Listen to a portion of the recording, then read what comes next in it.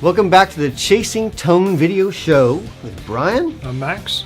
And today we talk about the Clarksdale versus the pre-gain section of the Plexi-Drive, which are two like tube screamery type of pedals and how they compare to each other. We also talk about gigging in the winter, some tips for gigging in the winter, and then we have a very cool gear vault for this week with a very cool special type of booster. It's a fire bottle. It's a magic booster. Magic. What are the differences in the similarities of the Clarksdale and the pre-gain channel of the Plexi-Drive Deluxe? All right, so the Clarksdale and the pre-gain section of the Plexi-Drive are very similar, right? Both TS inspired, right? Both tube screamer-esque type of circuits. I would actually go as far as saying the Clarksdale being very 808-ish, and since the pre-gain is based on the Clarksdale, then you're going to have some similar sounds. Cool. So I'm playing this Whitfield Stratocaster, and right now I have the bass, mids, and treble pretty close to 12 o'clock on the Clarksdale. And the only control you have on the pre-gain section of the Plexi-Drive is the pre-gain knob, which just does like volume. It's just a volume. So tone is set, distortion set, gotcha. or gain set. So first of all, I'll click on that.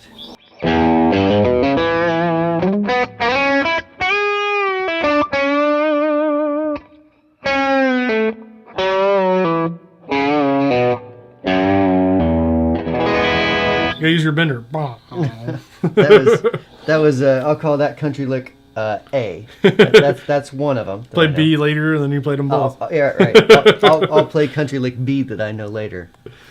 Clarksdale.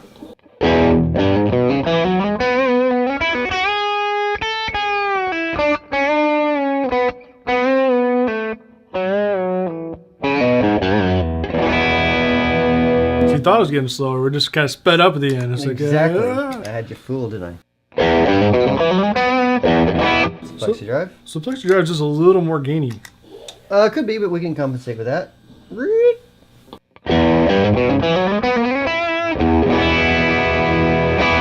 So that would be the Clarksdale with the controls. Sure. So the Plexi-Drive, I guess what I'm hearing is the Plexi-Drive kind of is like right in the middle gain wise. It's not quite as doesn't have clean capabilities that the Clarksdale has, or the extreme heavy that the Clarksdale has. It's kind of set as a general great sounding on the verge of breakup tube screamer. Right. So, and then when you stack them together, it's your favorite sound.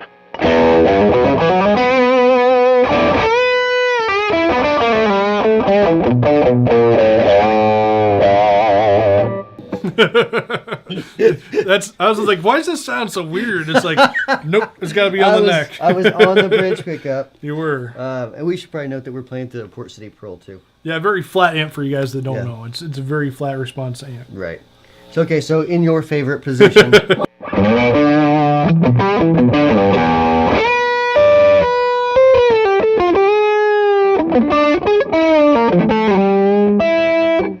That was like B and a half. All right, so that's your gig. I'm gonna hand it to you. Yeah, man. And show me, you tell me what you think about the difference. So yeah, I mean, so like I kind of mentioned earlier, at least in my ear, I kind of hear the Plexi-Drive kind of right in the middle gain wise. It's your pre-gain circuit. Pre-gain, yeah, excuse me. The pre-gain side, the TS inspired side of it, it's kind of right in the middle. If you already, I know I get a lot of phone calls, a lot of emails. The guys want to know about overlap. Like if I already have a Plexi-Drive Deluxe with that TS circuit, do I need a Clarksdale? Me personally, you can never have too many tube screamers, so yes. But they both do kind of different things. If you already kind of like the on the verge of breakup, it's slightly gainy tube screamer, you might just like the pre-gain section of the Plexi-Drive Deluxe. If you want a little bit more control, let's say you like your tube screamer just for a boost, definitely want to take a look at the Clarksdale. If you like your tube screamer with a lot of hair on it, or like really cranked up, definitely check out the Clarksdale. But they sound really cool stacked together. I was kind of playing with this a couple weeks ago. I had some customers just ask me about it. So I would set up do a little bit more treble. I put my gains cranked up just a little bit, and my volume button right there on the neck position, as God intended with the Stratocaster.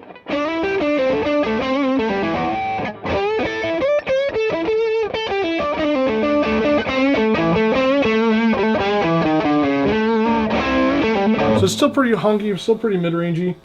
You could dial some of that out with your amp. I usually kind of leave them, if I'm running 2 tube screamers, I kind of leave everything at noon anyways on both. It kind of stacks them really wonderfully. If you're looking for something a little cleaner, I always kind of throw it down in the smooth position, and then just really kind of crank your gain down. Yeah, that lift section actually changes, the switch on it changes diodes. So if you're like the type of guy that wants to know, lift would be asymmetrical clipping, and smooth would be symmetrical clipping. Boom. So Clipping. what that really translates to the guy actually playing it is that in the lift setting, it's going to be a little more open. Okay. In the smooth setting, a little more like what people call compressed. It's not like a compression, but it's just a little more round. I don't know how you describe something without using that word, but Yeah. So, I mean, I kind of set, when I'm playing my Clarksdale, I kind of set it up as almost a right on the verge of breakup, kind of a cleaner sound. You can kind of hear it just breaking up just a little bit. Then I use my other tube screamer, or in this case, you can just use the pre-gain section of the Plexi-Drive to really just crank it up.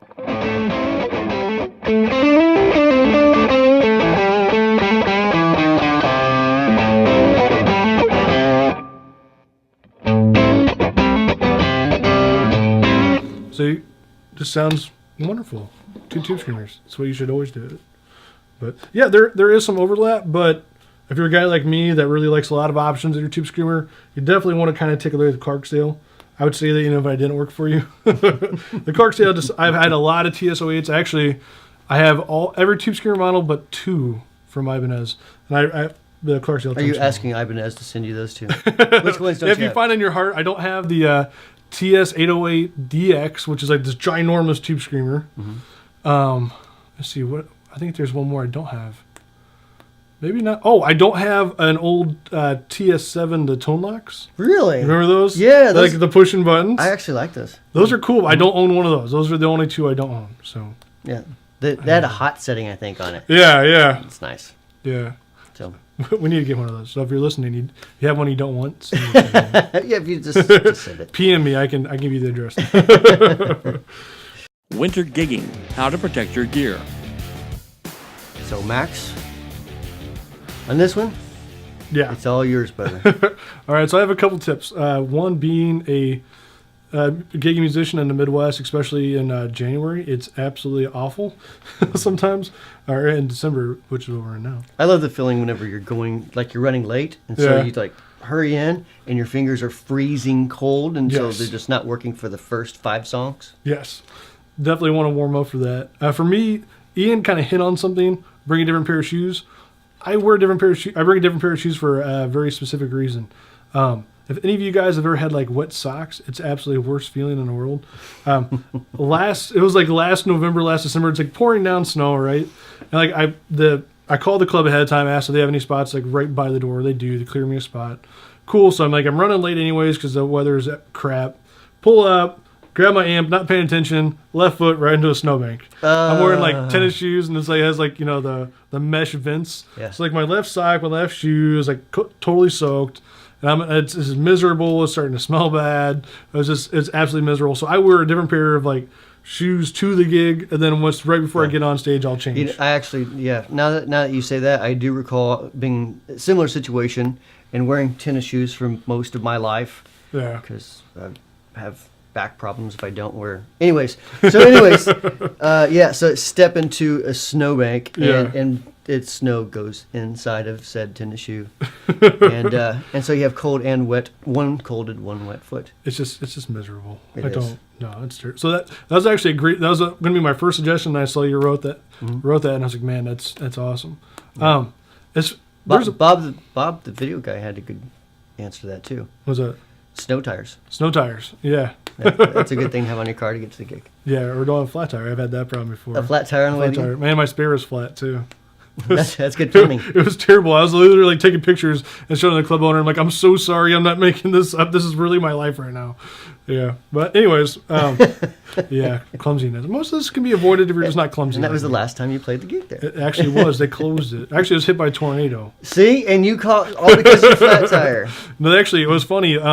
It was not funny. It's actually a really terrible story. It was funny. Everybody died. It was awesome. No, it was a club. There's like, yeah, we have a ton of people coming out. We're like, cool. So we didn't really promote it because they're claiming they had a bunch of people coming out, right? Right. So we play like 2 sets there. The place is, of course, it's dead because we're a blues band in Indiana. Right. In the middle of nowhere, nobody wants to come see us. It's in a tiny little, like, this town had like 2 stoplights, right? So they short us pay. They short us a gig. They're like, okay, there's nobody here. Pack your stuff and get out. They short us like a couple $100. So my bass player on a whim was like, and again, tornado season, it's bad weather, it's really windy when we're leaving anyways. He was like, I hope this place gets hit by a tornado.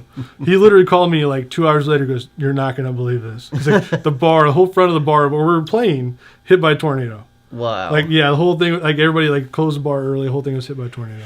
So that's terrible. crazy. You beat me. I've never been in that position before. So yeah, I felt awful. But on snow. You were playing blues though. I was playing blues. Were you playing a Strat? I was playing straight. There's a problem. You're playing On the neck pickup. Telecaster fixes everything. God wouldn't have been so mad. It even more gets rid of the bad weather in the area. Yeah, no joke. Telecasters can fight tornadoes. If you didn't know this, but sorry. Woo. For you old podcasting listeners, no, but snow. There's a bunch of other stuff too. I'm actually have this problem right now because I have a gig tomorrow night. Amplifiers, especially tube amplifiers, let them warm up. Try to get them, like if you're unloading gear in priority, try to get your tube amp in first.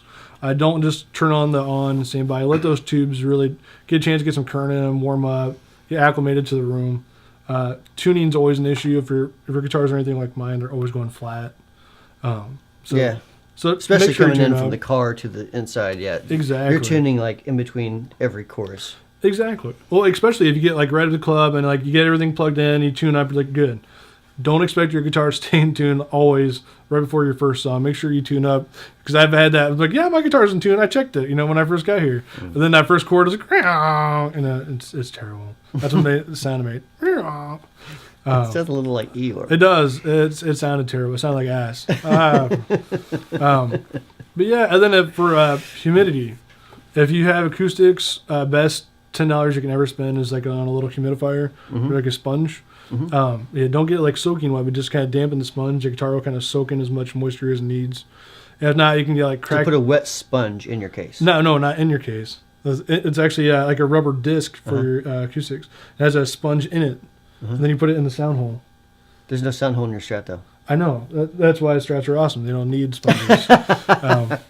But yeah, on that kind of stuff, especially if you have your electric guitars out, stay away from registers. That's actually how I got my Pollard Smith. The guy who owned it before me, it was hanging in a store under a vent, and like the cold air coming in from the front door and the hot air coming from the vent, like totally like wrecked some of the finish. And there's like little touch-ups. The neck looked like a quarter pipe, basically. It didn't bend, but like the finish like cracked all like in really? a bad way, like popped off and stuff. So I got the guitar at a discount. So you got a relic guitar. Yeah, You got to pay for it. relics. Yeah, just like Mr. Smith intended. I call him Mr. Smith. So yeah, just a lot of stuff is common sense. Don't be clumsy and step into snowbanks. I have a tendency to do that a lot. Ask my wife. Or mud. That's the other one. So, but anyways, Right. Cool. winter tips.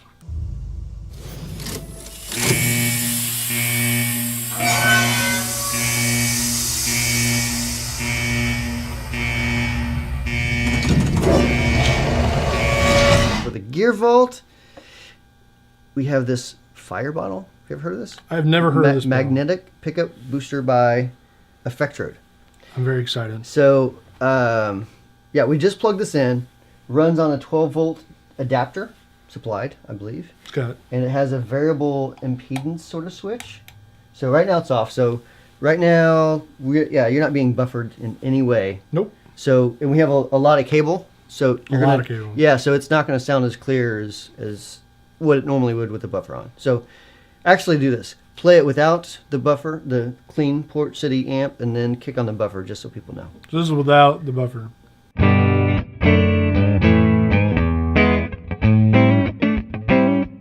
Now with the buffer.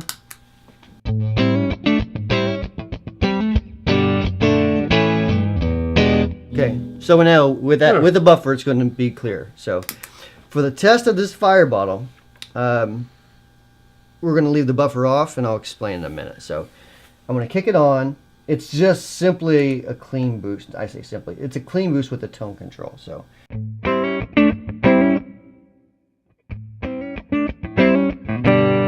So let me change this impedance switch.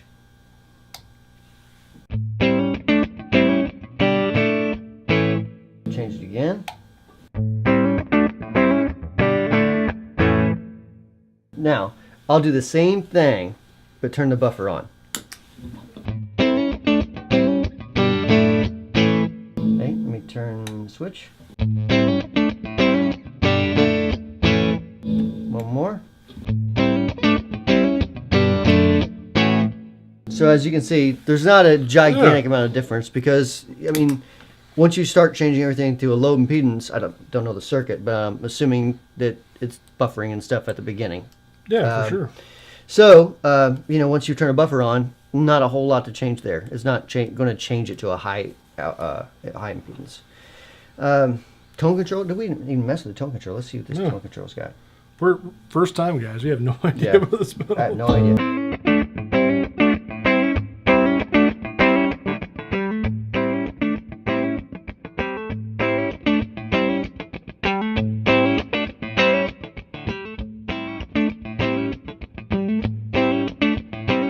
Okay, all right, so for this one, I have to actually go adjust the levels, but we're going to drive that amp into overdrive. Yes. Cool? Yeah. All right, so let me go do that real quick.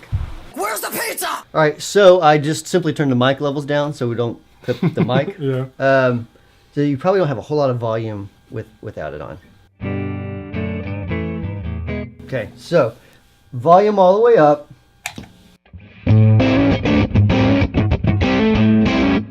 Okay, let me turn the switchy. Wait, is that the technical name for it? Switchy? Switchy. And again. Turn the tone knob up. And down. Okay, so basically we're totally pummeling the front end of that porch city amp. Big time. And it's a flat, clean amp. Yeah, I mean, generally when you turn an amp almost all the way up, like it barely breaks up with it wide open. So, and it wasn't really intended to be like a cranked amp sort of thing. It's kind of intended to be like a clean platform that's really good for pedals. So, and we have, like, I actually like to boost it with a Klon. I think it actually does sound good with a Klon type pedal. Yeah. But a full, like even the decibel boost or the dB plus, or just a full frequency boost. Yeah. I'm not a big fan of boosting amps with those. Just my personal thing. Sure. But yeah, that one. Can I see it real quick? I guess. I wonder what it'd sound like with a bridge, with a proper bridge. Chicken picking country lick. I'm just starting to teasing. itch. So, let's see. So I'll do.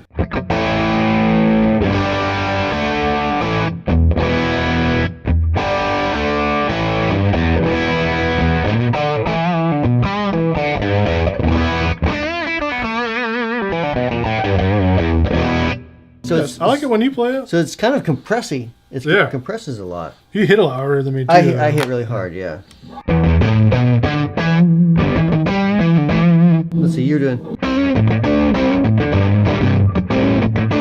Yeah. Right? Yeah. Something like that. Some of that. So.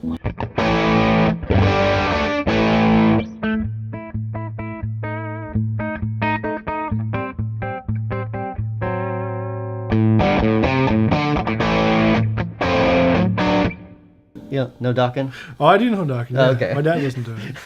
I'm just joking. My dad. Oh, I'm just joking. But Old jokes. you can't pass up that kind of joke when it comes up. Yeah, I remember them in, I was like 4. That's great. That's fun. Thanks, that doesn't make me feel old at all. All right, so you got anything else you want to check out with the Fireball? Yeah, Right? I was wondering, what are these aerodynamicals for? They make it go faster? That makes it go faster. So yeah, there's holes in the side.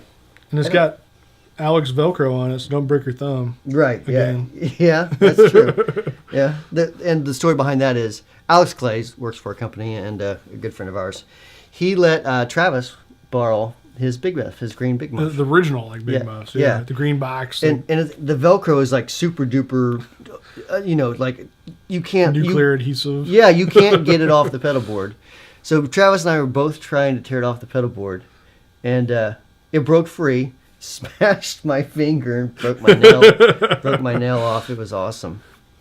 So Sounds awesome. it was, I'd say I'm sorry it was you, but I'm glad it wasn't me. yeah. So that's the reason for the Velcro joke. So all right, so that's it for this week's Chasing Tone video show. Hope you enjoyed it. If you have any questions, comment below, or you can always email us at podcast@wamplerpedal.com. So we'll see you next week. Thanks for watching.